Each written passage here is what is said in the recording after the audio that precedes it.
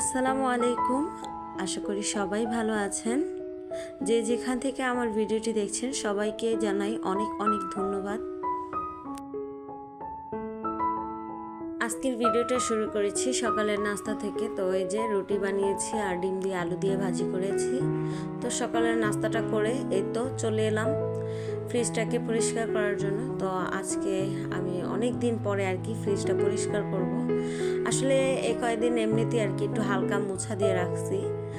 তো আমি যে বাসায় গেছি, বাসা থেকে আসার পরে এই যে দেখি আমার ফ্রিজের অবস্থা আরও বেশি খারাপ হয়ে গেছে। মানে কয়েকদিন তো মোছা পড়েনি সেজন্য। তো যাই হোক, ফ্রিজটাকে এখন পরিষ্কার করব। তো দেখতেই থাকুন। নতুন বন্ধুদেরকে বলছি, দেখতে দেখতে আমার ভিডিওটা যদি আপনাদের কাছে ভালো লাগে তাহলে আমার চ্যানেলটিকে সাবস্ক্রাইব করে পাশে থাকা বেল আইকনটি অন করে দেবেন, যাতে করে আমার নতুন নতুন ভিডিও ছাড়া মাত্রই আপনার কাছে পৌঁছে যায় সবার আগে।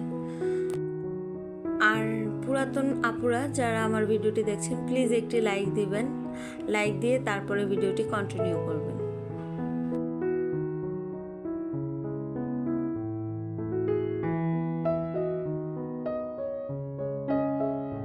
তো ফ্রিজটাকে পরিষ্কার করার জন্য এখানে আমি হুইল পাউডার, টুথপেস্ট আর একটু লেবুর রস নিয়েছি। তো এই তো এখন ফ্রিজটাকে ক্লিন করব।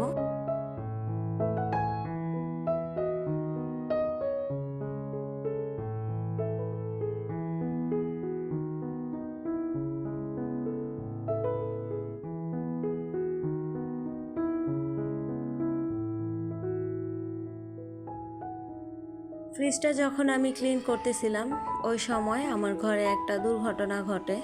তো একটু পরেই আপনাদেরকে দেখাচ্ছি কি দুর্ঘটনা ঘটলো। তার আগে এই যে ফ্রিজটাকে আমি পরিষ্কার করে নিছি। আসলে দুর্ঘটনা ঘটার কারণে আমি আর কি ঠিকমতো ফ্রিজটা ধুইনি। মনটাই আমার খারাপ হয়ে গেছে দুর্ঘটনার কারণে। তো যাই হোক, কেউ তো আর ইচ্ছা করে না দুর্ঘটনা ঘটানো ইচ্ছা করে। তো এই যে আপনাদেরকে দেখাই এখন কি হলো, দুর্ঘটনাটা কি। আসলে আমি যখন ফ্রিজ ধুইতেছি ওই সময় একটা আজান পড়ে গেছে। তো আমার শাশুড়ি আসছিল বেসিনে দাঁড়িয়ে আর কি অজু করতে। তো অজু করতে এসে তার হাতের কোনোই লেগে আর কি আমার রাইস কুকারের উপরের ঢাকনাটা পড়ে যায় নিচে। আর এই যে পড়ে তারপর ভেঙে চুরমার। তো কি আর করার, তিনি তো আর ইচ্ছা করে করেনি, তার হাতের ধাক্কা লেগে পড়ছে। তো অফ ক্যামেরায় সেটা পরিষ্কার করে নিলাম। আর এই তো আজকে আপনাদেরকে দেখাবো কিভাবে তিতা ছাড়া করলা ভাজি দিয়ে আপনার বাচ্চাকে আপনি পেট পুরে ভাত খাওয়াতে পারবেন। আপনারা হয়তো অনেকে অনেকভাবে করেন, তো আমি যেভাবে করি আজকে আপনাদের সাথে সেটাই শেয়ার করব। তো এই তো দেখতেই পাচ্ছেন, প্রথমে আমি করলাগুলি কুচি করে তারপরে এটার ভিতরে কিছু পরিমাণ লবণ দিলাম। লবণ দিয়ে তারপর মেখে রাখছিলাম আধা ঘন্টা। আর এই তো আধা ঘন্টা পর আমি করলাগুলিকে হাত দিয়ে ভালো করে কচলিয়ে তারপরে এই তো দুই হাতের সাহায্যে চিপড়িয়ে করলার যত রস ছিল সেগুলো বের করে নিচ্ছি।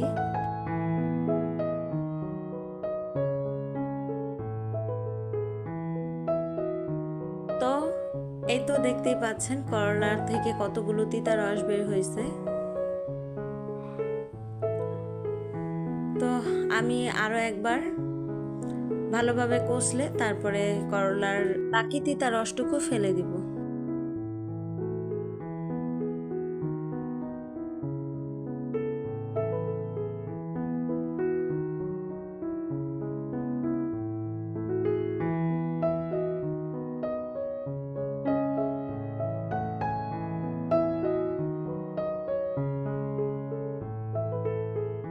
তো করলা থেকে রস বের করা হয়ে গেছে, এখন এগুলোকে আমি ভালো করে ধুয়ে নেব। আর যারা যারা আমার ভিডিওটি দেখতে দেখতে এই পর্যন্ত এসেছেন এখনো একটি লাইক দেননি, প্লিজ একটি লাইক দিয়ে দিবেন মনে করে। তো অফ ক্যামেরায় আমি এই যে ভালো করে করলাগুলোকে ধুয়ে নিছি। তো করলা ভাজি করার জন্য এখানে আমি মোটা মোটা করে পাতলা মোটা করে আর কি আলু কেটে নিছি, পেঁয়াজ কেটে নিচ্ছি। তো এখন আমি করলাটা ভাজি করব। আসলে আমি যেভাবে করলাটা ভাজি করি ওইভাবে কখনোই আমার করলাটা তিতা থাকে না, তিতা হয় না। তো এটা আমি আর কি আমার বাচ্চাদের জন্য করি।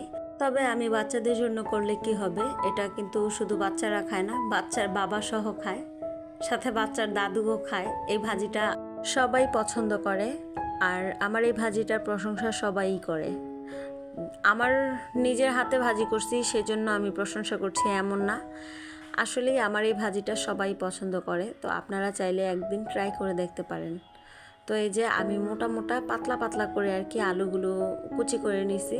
তো করলাতে আলুও দিলে কিন্তু তিতা থাকে না, তবে লবণ দিয়ে কষলিয়ে তারপর ভাজি করলে আরও বেশি ভালো লাগে। এই করলাটা বাচ্চারাও অনেক মজা করে খায়। অনেক সময় বাচ্চারা দেখবেন তিতা জিনিসটা খেতে চায় না, তো আপনি চাইলে এভাবে করে তারপরে খাওয়াতে পারবেন বাচ্চাদেরকে। বাচ্চারা তখন এটা অনেক মজা করে খাবে। তো আপনাদেরকে আজকে আমি প্রমাণ সহ দেখাবো আমার বাচ্চারা কতটা মজা করে খায় এই করলা ভাজিটা।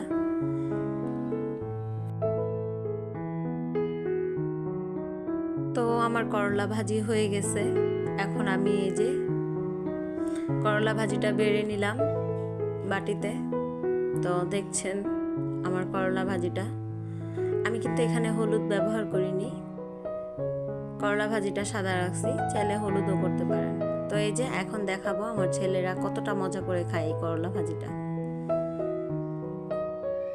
আর আজকের মতো আমি এখান থেকেই বিদায় নিচ্ছি। সবাই ভালো থাকবেন, সুস্থ থাকবেন।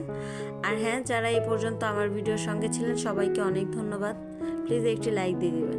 আর নতুন বন্ধুদেরকে বলছি, আমার ভিডিওগুলো যদি আপনাদের কাছে ভালো লাগে আমার চ্যানেলটিকে সাবস্ক্রাইব করে পাশে থাকা বেল আইকনটি অন করে দিবেন, যাতে করে আমার ভিডিও ছাড়া মাত্রই আপনার কাছে পৌঁছে যায়। আর সবচেয়ে বেশি ধন্যবাদ দিব আনসাবস্ক্রাইবার আপুদের, যাদের কোনো চ্যানেল নেই তবুও আমার ভিডিও দেখে দিচ্ছেন প্রতিদিন।